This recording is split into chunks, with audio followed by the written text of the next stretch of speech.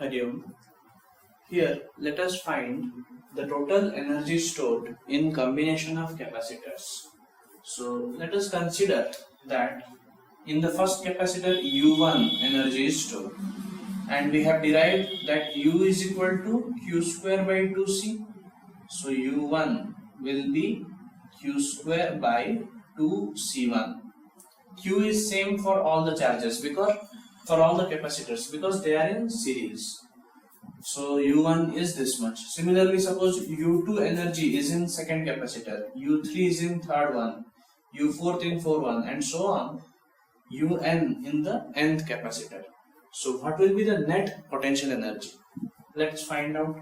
As you know that if we replace those all capacitors with a single capacitor of capacitance C, our C can be given by 1 by C is equal to 1 by C1 plus 1 by C2 plus 1 by C3 till 1 by Cn because they are in series. Now let us multiply Q square by 2 in both the sides.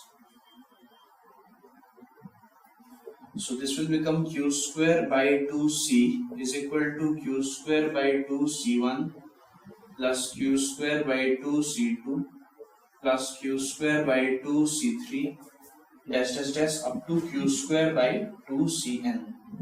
Now what is this? The energy for this single net capacitor. So the total net and potential energy will be U is equal to what is this? U1 plus this will be U2 plus U3 plus dash till Un. So if you have a series combination of capacitors, the total potential energy is the sum of all the individual potential energies. Alright. Now in this case also, we will follow the same procedure, but let us use a different formula. In the last part we had derived that potential energy is Q square by 2C. We can also represent it is as half CV square. So let's use that. So U is half CV square. So suppose this has energy U1. So U1 will be half capacitance, that is C1, and potential. So potential is same in case of parallel. So V square. U2 will be half C2 V square, and similarly Un will be half Cn V square. Now suppose we transfer this combination into a combination in which we only have a single capacitor. So in that case energy will be half CV square. So let's find a relation. So individual and potential energies are U1, U2 dash Un. What will be the net potential energy?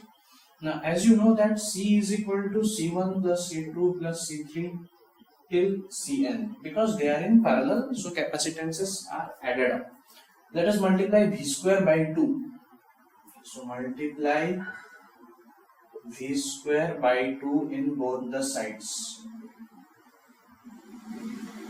So this will become half CV square is equal to half C1 V square plus half C2 V square till half Cn V square. Now what is this? Potential energy, total potential energy. This is potential energy of the first capacitor plus second capacitor dash nth capacitor. So in case of parallel combination also the total potential energy of the combination increases. So no matter how you add two capacitors, their potential energy stored, total potential energy will increase. And how will it increase? Simple addition. Alright. Now let us calculate an expression for the energy density in a parallel plate capacitor. So how does a parallel plate capacitor look like? Its area of the plates is given by suppose A and the distance of separation is D. So what is the volume of the capacitor? Volume is area into height, so AD. Now energy density means energy per unit volume, and our energy we have derived to be half CV square and this is volume, so per unit volume. Now, as you know that in case of a parallel plate capacitor, if you don't have any dielectric or any other material, just air or vacuum is there, then the capacitance is epsilon naught A by D. We have derived this expression.